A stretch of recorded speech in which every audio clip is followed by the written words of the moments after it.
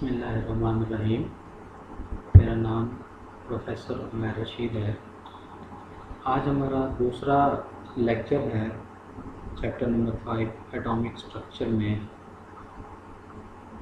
और जो टॉपिक हमने आज डिस्कस करना है वो टॉपिक है डिस्कवरी ऑफ इलेक्ट्रॉन।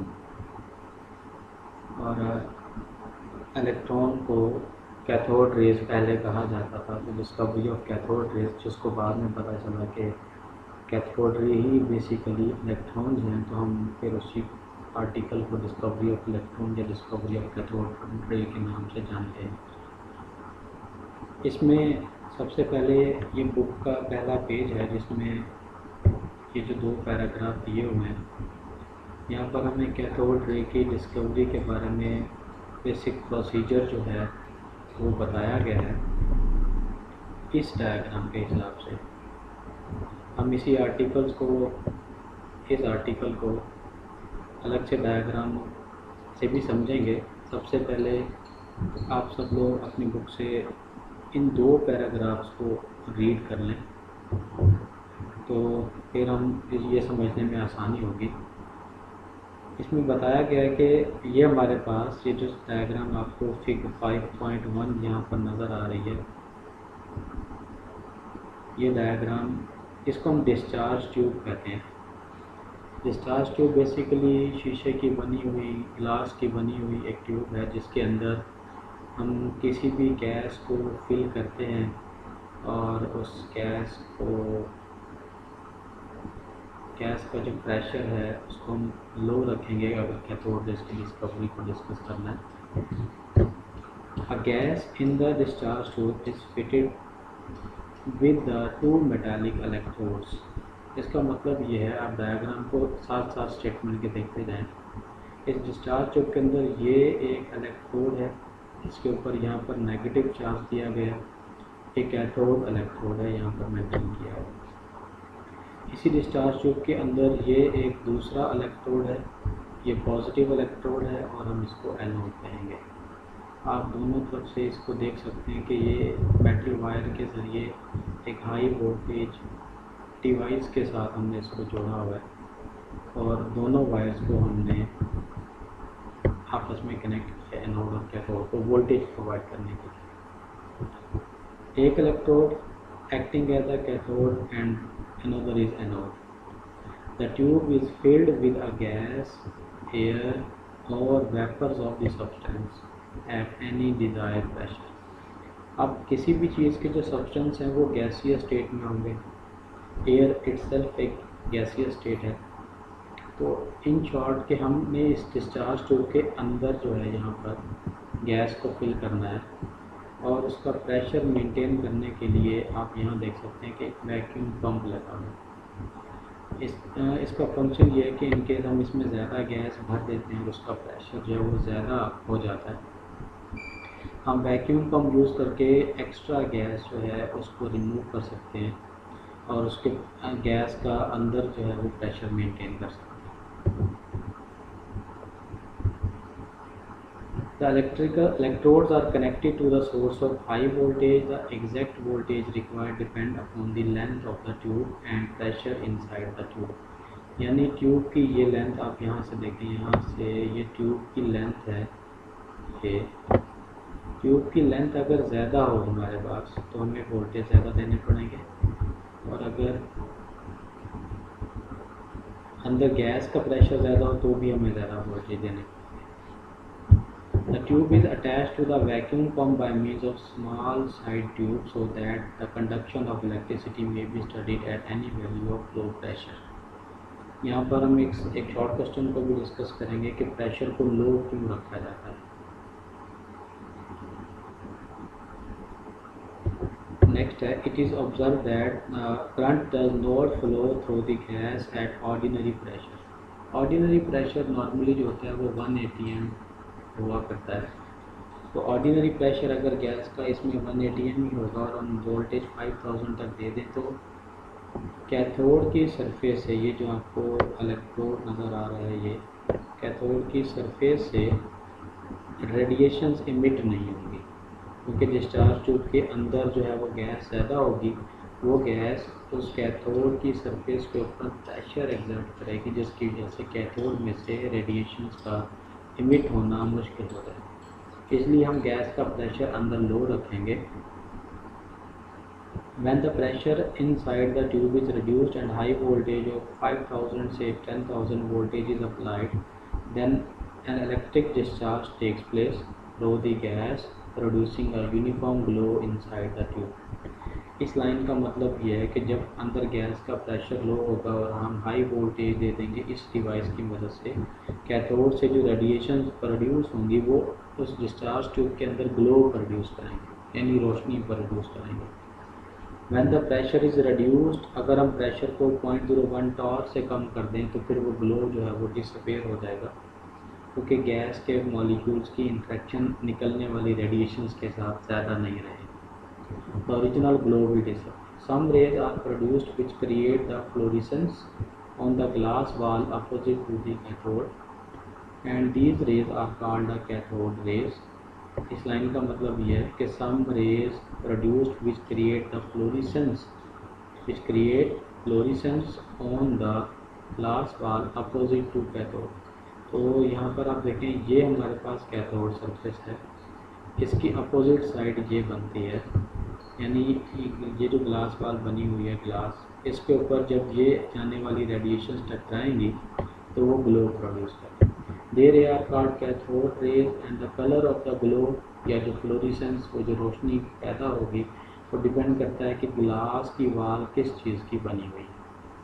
तो जनरल इन्फॉर्मेशन के लिए कि जो ग्लास है शीशा, ये अलग अलग मोनोवेलेंट मेटल्स, डाईवेलेंट मेटल्स और सिलिकॉन डाइऑक्साइड से मिलकर बनते हैं। अगर हम डाईवेलेंट मेटल चेंज कर देते हैं, जैसे लेड है, मैग्नीशियम है और भी बहुत सारी मेटल्स हैं, इनमें से कोई भी मेटल जब हम चेंज करें तो ग्लास की कंपोजिशन चेंज हो जाएगी, तो जो रेडिएशन ग्लास के साथ टकराएंगे उसकी वजह से, उस मेटल्स की वजह से फिर रोशनी जो ग्लो प्रोड्यूस होगा उसका कलर भी चेंज हो जाएगा। हम इस चीज़ को और मज़ीद इसकी जो प्रॉपर्टीज़ हैं हम एक अलग से डायग्राम से वहाँ से समझते हैं। ये हमारे पास आर्टिकल है, lecture number 2, discovery of cathode rays के how cathode rays are produce. सबसे पहले तो ये चीज़ सीखनी है, उसके लिए ये 3 काम आपने करने हैं कि प्रेशर मस्ट बी लो, जो गैस हमने इसके अंदर फिल करनी है उसका प्रेशर लो होना चाहिए, वोल्टेज जो है वो 5000 से 10,000 वोल्ट तक रखना है, और कोई भी गैस हम डिस्चार्ज ट्यूब के अंदर जो है वो फिल कर सकते हैं। इस डायग्राम में एक चीज़ ज़्यादा क्लियर भी दिखाई गई है, air at a very low pressure, green glow, ये एनोड है, ये कैथोड है, ये वैक्यूम पंप है और ये हाई वोल्टेज जनरेटर, ये भी पूरा इसको हम डिस्चार्ज ट्यूब है। तो कैथोड की सरफेस से, ये कैथोड सरफेस है, यहाँ से ये रेडिएशन इमिट हो रही हैं, साथ साथ ऊपर देखें कि सर्कल में माइनस का चार्ज लिखा हुआ है, इसमें ये मेंशन किया हुआ है कि कैथोड रेज बेसिकली इलेक्ट्रॉन्स ही हैं। ये हमें इसकी जब प्रॉपर्टीज़ पढ़ेंगे तो लास्ट प्रॉपर्टी में जे.जे. थॉम्सन एक एक्सपेरिमेंट के मुताबिक हम बता देगा कि कैथोड रेज हैं वो इलेक्ट्रॉन्स हैं। इसमें फिर जो हमारे पास शॉर्ट क्वेश्चन हैं वो यही हैं कि why pressure of the gas in the discharge tube is kept low. क्योंकि आप समझे ज़रा, ये इस एरर के देखें कि ये हमारे पास कंप्लीट डिस्चार्ज ट्यूब है, इसके अंदर हमने एयर को फिल कर देना। अगर इसके अंदर गैस ज़्यादा होगी तो वो गैस इसके कैथोड के ऊपर जो है वो प्रेशर एग्जर्ट करेंगे, जिसकी वजह से कैथोड की सरफेस से रेडिएशन का इमिट होना जो है वो मुश्किल होगा, और रेडिएशन आसानी से इमिट नहीं हो पा रही होंगी तो फिर कैथोड रेज प्रोड्यूस नहीं हो सकेंगी। इसलिए हम गैस का प्रेशर अंदर जो है वो लो रखेंगे, प्रेशर लो करने के लिए हम यहाँ पर वैक्यूम पंप जो है वो यूज़ करेंगे। दूसरा एक शॉर्ट क्वेश्चन जो हमने यहाँ पर समझना है कि cathode rays are independent on the nature of the gas as well as material of the cathode. अब independent of nature of gas का मतलब ये है कि देखें इसके अंदर हम कोई भी गैस ऐड कर दें डिस्चार्ज ट्यूब के अंदर तो कैथोड रेज फिर भी प्रोड्यूस होंगी, जो इस बात को इंडिकेट करता है कि कैथोड रेज चूँकि किसी गैस की वजह से तो नहीं बन रहे, यानी गैस में से नहीं बन रहे, इसलिए हम कोई भी गैस जो है वो इसके अंदर यूज़ कर सकते हैं। दूसरी बात जो उसने कहा कि मटेरियल ऑफ कैथोड से भी इंडिपेंडेंट है, यानी वो कैथोड जिस चीज़ का बना होगा उसके ऊपर भी डिपेंड नहीं करता। दूसरे लफ्ज़ों में क्वेश्चन में से हमसे ये पूछा जा रहा है, देखिए कि कैथोड सपोज सोडियम मेटल का है, पोटाशियम मेटल का है, मैग्नीशियम मेटल का है, आयरन मेटल का है, किसी भी चीज़ का कैथोड बनाया जा सकता है। तो independent of material of cathode का मतलब ये है कि हम कोई भी किसी भी चीज़ का हम कैथोड बनाएंगे तो इलेक्ट्रॉन तो हर एलिमेंट के अंदर है, तो जिस भी एलिमेंट का आप यहाँ पर कैथोड बना देंगे उसमें से इलेक्ट्रॉन्स इमिट होंगे, और तमाम एलिमेंट्स में जो इलेक्ट्रॉन्स हैं वो एक जैसे नेचर के हैं, इसलिए कैथोड रेज भी एक जैसी ही होंगी सबकी। तो जिसको लेकर हम स्टेटमेंट दे रहे हैं कि cathode rays are independent of material of cathode.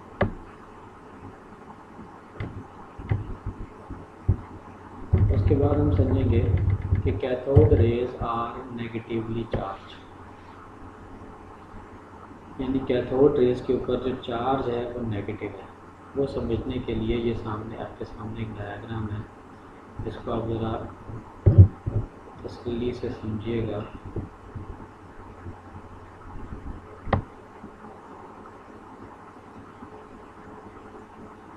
ये डायग्राम, इस डायग्राम में ये जो ऊपर बना हुआ ये प्लेट बनी हुई है ये बेसिकली एनोड है, और नीचे ये जो एक प्लेट बनी हुई है ये कैथोड है, ये नेगेटिवली चार्ज। और ये जो कंप्लीट ये जो डायग्राम बनी हुई है ये हमारे पास डिस्चार्ज ट्यूब। अब हम इसमें से दिखाना ये चाह रहे हैं कि एनोड और कैथोड ये दो हैं। एनोड के अंदर हमने एक होल किया हुआ है, और कैथोड से जो ये रेडिएशंस बनेंगी वो एनोड के उस होल से गुजरते हुए आगे चली जाएंगी आगे। अब यहाँ पर आके हम इसको रोकते हैं 2 मिनट समझने के लिए कि अगर मैं ऊपर की प्लेट जो कि एनोड है और नीचे की प्लेट जो कि कैथोड है उसको भी किसी सोर्स ऑफ इलेक्ट्रिसिटी से जोड़ देता हूँ, तो कैथोड रेज जो हैं वो इस मीडियम के दरमियान में जब पहुँचेंगी इस मीडियम के, तो कैथोड रे ऐसे स्ट्रेट मूव करते करते ऊपर की तरफ डिफ्लेक्ट हो जाएंगे, ये पॉइंट ए की तरफ। जिससे हम ये कहना चाह रहे हैं कि ऊपर वाली जो प्लेट है ये प्लेट ये पॉजिटिवली चार्ज प्लेट है, और जब में हमने इसको सोर्स ऑफ इलेक्ट्रिसिटी दिया तो कैथोड रे स्ट्रेट मूव करते करते इसके सामने आते ही ऊपर की तरफ डिफ्लेक्शन उसने शो की, तो जिसकी वजह से हम ये कह रहे हैं कि पॉजिटिव प्लेट की तरफ जो रे बेंड की है डिफ्लेक्ट की है उसके ऊपर नेगेटिव चार्ज। और ये एक्सपेरिमेंट करने वाला था जे थॉमसन, जिसने इलेक्ट्रिक फील्ड को यूज़ करके हमें ये प्रूव दिया कि cathode rays are negatively charge particles. इसके अलावा इस डायग्राम में एक और चीज़ भी है, आप इन प्लेट्स के साथ एक और चीज़ देख सकते हैं कि यहाँ पर N लिखा हुआ है, ये basically north pole of the magnet है। ये कंप्लीट नीचे की तरफ जो दिखाया जा रहा है ये सारा मैग्नेट है, और ये जो S ये south pole of the magnet है। और डायग्राम में आप देखें कि ये ऊपर से नीचे अगर इलेक्ट्रिक फील्ड थी तो दाएं से बाएं की तरफ जो है वो हमारे पास मैग्नेटिक फील्ड है। तो इलेक्ट्रिक और मैग्नेटिक फील्ड एक दूसरे के परपेंडिकुलर हैं। यहाँ से हम बताना चाह रहे हैं कि अगर हम अब ये जो एनोड कैथोड की प्लेट्स हैं ये वाले, इनको हम ऑफ कर देंगे, यानी इसको हम करंट नहीं देंगे, और ये जो एनोड नॉर्थ और साउथ पोल हैं इसको हम एक्टिव करेंगे, मैग्नेटिक फील्ड अप्लाई करेंगे, तो ये जो कैथोड रेज यहाँ से एमिट होंगी वो स्ट्रेट मूव करते करते जब ठीक उसी जगह पर पहुँचेंगी जहाँ नॉर्थ और साउथ पोल के दरमियान वाली जगह है, तो वो बेंड कर जाएंगी नीचे की तरफ। याद रहे कि इलेक्ट्रिक और मैग्नेटिक फील्ड में एक ही रेडिएशन का जो बिहेवियर होता है वो ऑपोजिट होता है। तो नॉर्थ और साउथ पोल में मैग्नेटिक फील्ड की मौजूदगी में रेडिएशन का, कैथोड रेज का डाउनवर्ड बेंड हो जाना और इलेक्ट्रिक फील्ड की मौजूदगी में अपवर्ड बेंड हो जाना, दोनों इस चीज़ को रिप्रेजेंट करते हैं, प्रूव करते हैं कि cathode rays are negatively charge particle. Magnetic field use करने का जो एक्सपेरिमेंट है वो हमें जे बैरन ने करके दिया, और इलेक्ट्रिक फील्ड का जो एक्सपेरिमेंट है वो हमें जे थॉमसन ने करके दिया। ठीक हो गया। अब इसी चीज़ को हम अपने बुक से रीड करेंगे।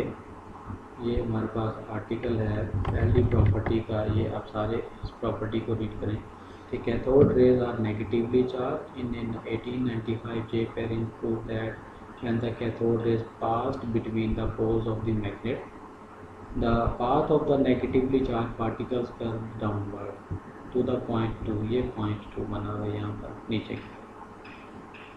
In 1897 J. Thomson establishes their electric charge by the application of electric field. Cathode ray particles were deflected upward यानी towards the positive plate। ये जो ऊपर की प्लेट है ये वाली, ये पॉजिटिव प्लेट, ये जो नीचे की प्लेट है ये नेगेटिव प्लेट है, ये यहाँ पर लेबल भी किया हुआ है यहाँ पर और यहाँ पर। अब ये जो तीसरा पैराग्राफ है उसमें ये बताया गया है कि अगर हम दोनों फील्ड ऑन कर देते हैं और दोनों फील्ड की इंटेंसिटी को, स्ट्रेंथ को, इलेक्ट्रिक फील्ड स्ट्रेंथ और मैग्नेटिक फील्ड स्ट्रेंथ को कंपेयर करके बैलेंस कर देते हैं दोनों की स्ट्रेंथ को, तो दोनों की स्ट्रेंथ जो है वो एक दूसरे के फील्ड के इफेक्ट को, यानी इलेक्ट्रिक फील्ड मैग्नेटिक फील्ड के इफेक्ट को और मैग्नेटिक फील्ड इलेक्ट्रिक फील्ड के इफेक्ट को कैंसिल कर देंगे, जिसकी वजह से आने वाली जो रेडिएशन है ये कैथोड से, उनके ऊपर इन फील्ड्स का इफेक्ट नहीं रहेगा। Then these rays will pass in a straight line and will move to the point 1। Thomson found that by carefully controlling the charge on the plate, when the plate and the magnet were both around the tube, he could make the cathode rays strike the tube at the point 1 again.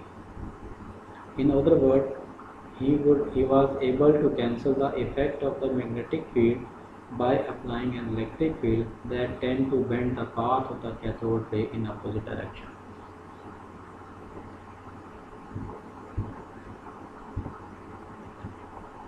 ये यहाँ पर हम अपना आज का lecture जो है वो क्लोज करते हैं।